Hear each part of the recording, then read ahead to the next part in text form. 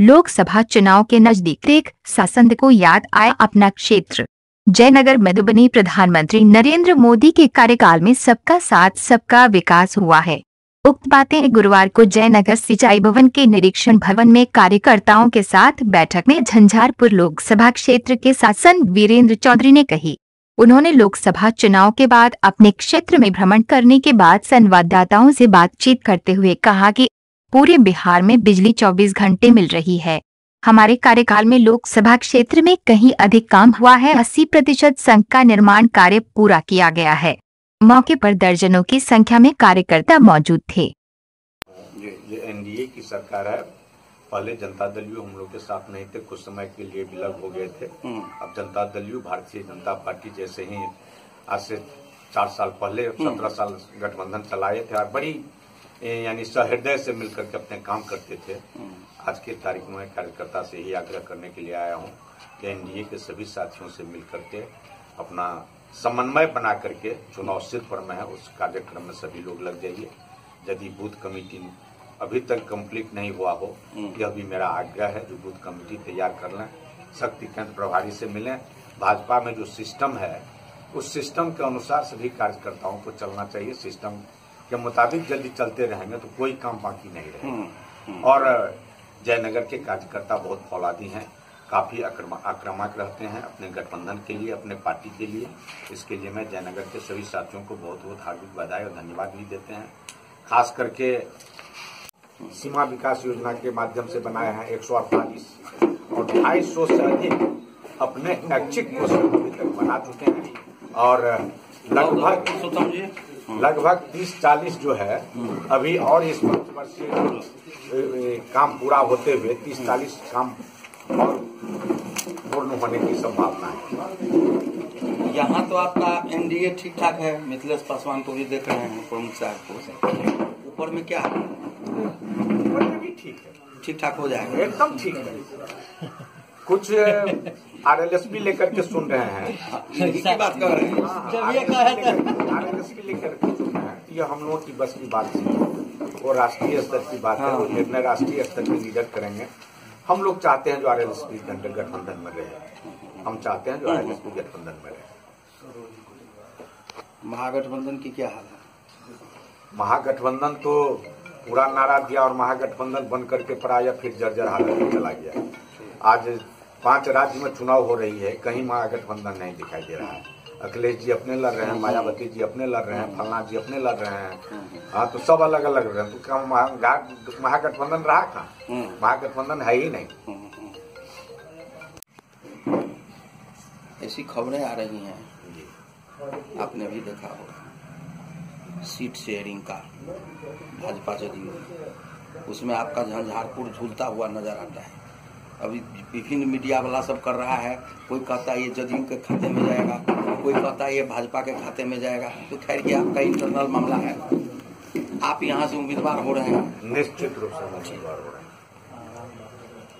आपको क्या लगता है ये सीट भाजपा के हाथ में है? हमको लगता है जो 100% भाजपा का ही सीट रहेगा, इसमें कोई परिवर्तन नहीं होगा। यदि परिवर्तन हुआ भी तो चुनाव लड़ेंगे वीरेंद्र चौधरी। यस, हम यही आपके मुंह से नहीं रोकना चाहिए, रोक दीजिए। नहीं बनेगा, नहीं बनेगा। ऐसा रोड बना करके क्या होगा? उसको रोकवाइए, उसको रोकवाइए। यदि गलत काम हो रहा है तो उसको आप रुकवाइए। ये कहिए, कोई बोले तो कहिएगा सांसद जी बोले।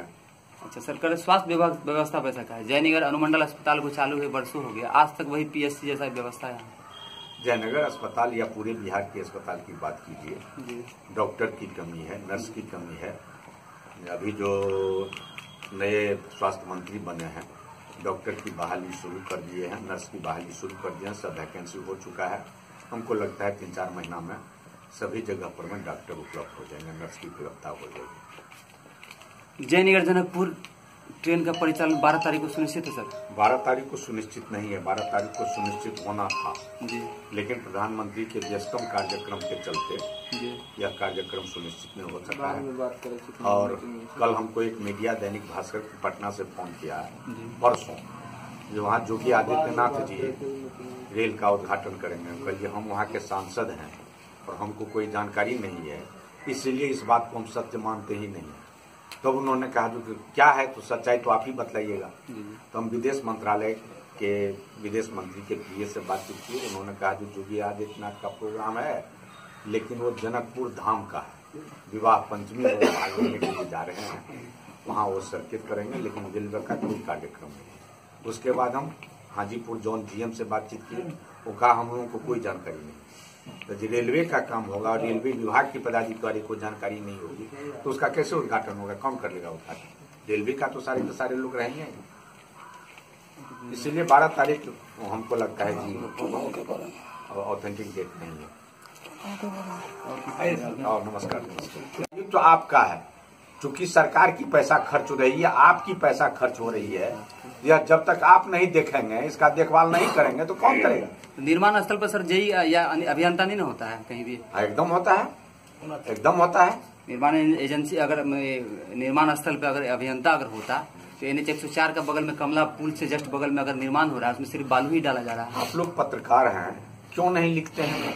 हम तो लिखा पड़ी के जांच टीम भी आई थी सर। हाँ, तो बावजूद कार्रवाई अब तक नहीं हुआ। नहीं होगा, जांच अभी चल रहा है मधुबनी जिला में, सेंट्रल टीम आया हुआ है, अभी लखनऊ प्रखंड में जांच चल रहा है।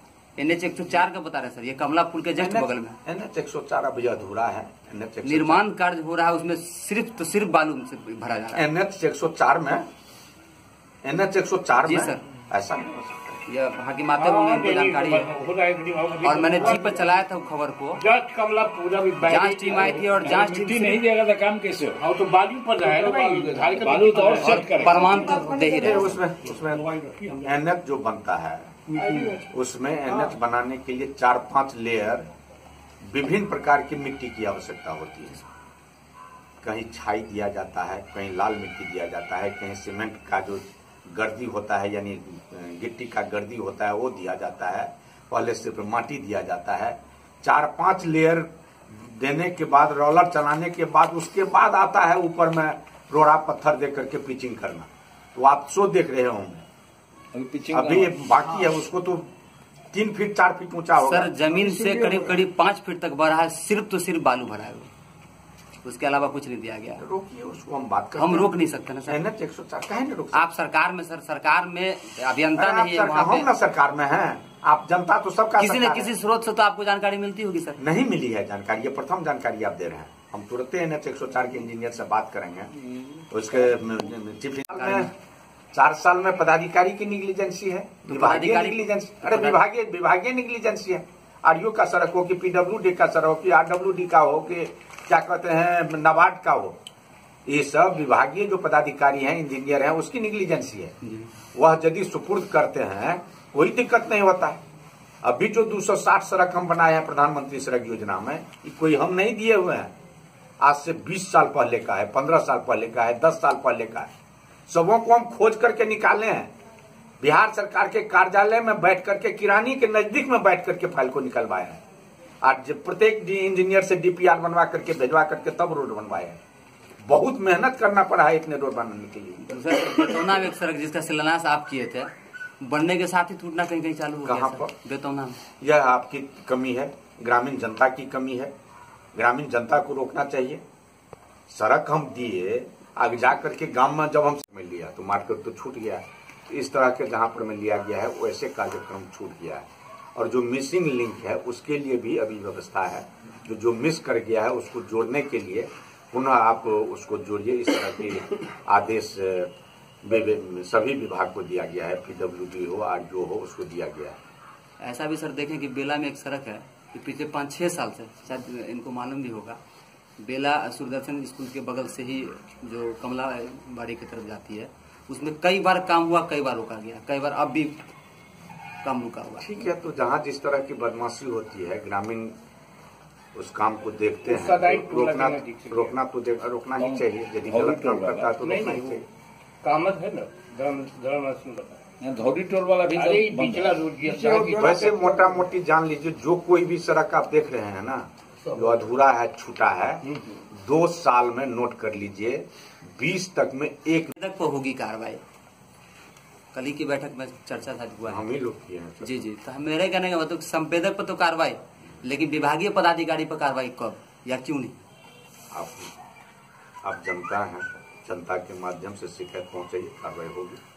अच्छा, लेकिन दूसरा ये है कि जयनगर में सर, जयनगर प्रखंड में प्रधानमंत्री और मुख्यमंत्री सड़क योजना का अभी भी कई सड़क है जो विगत 4 साल 5 साल से लंबित है। प्रधानमंत्री सड़क योजना, मुख्यमंत्री सड़क योजना, सब कार्यक्रम हो रहा है। प्रधानमंत्री सड़क योजना का जयनगर प्रखंड में हम 18 सड़क बनाए हैं, और जो सड़क बाकी है हमको लगता है कि बहुत नजदीक में सड़क हो भी जाएगा। जो छूटा हुआ है उसका अभी सर्वे चल रहा है। सर 4 साल से छूटा हुआ क्यों है? ठीक है, तो ये 4 साल से वहाँ के जो जनता है वो भी इस तरह से एक्टिव नहीं रहे होंगे, नेता को इस तरह से नहीं सर, उसी सड़क में आधा सड़क को बना दिया गया, फिर छोड़ दिया गया। अब तो जितना लेंथ लिया होगा ना, जो इंजीनियर होता है, अब आप ये जो जयनगर मधुबनी जयनगर में पहली बार नगर पंचायत के सहयोग से नगर महोत्सव मनाने का निर्णय वार्ड पार्षदों की सहमति से बनी। नगर पंचायत के मुख्य पार्षद कैलाश पासवान ने बताया कि दहेज प्रथा व फजूल खर्ची के रोकथाम करते हुए नगर पंचायत के वार्ड पार्षदों के बीच नगर महोत्सव में 11 जोड़ी कन्याओं की निःशुल्क शादी विवाह एक ही मंच से कराए जाने पर सहमति बनी है। उन्होंने कहा कि नगर महोत्सव अगले साल मार्च में आयोजित की जाएगी, जिसमें सामाजिक व राजनीतिक दलों के कार्यकर्ताओं का सहयोग लिया जाएगा।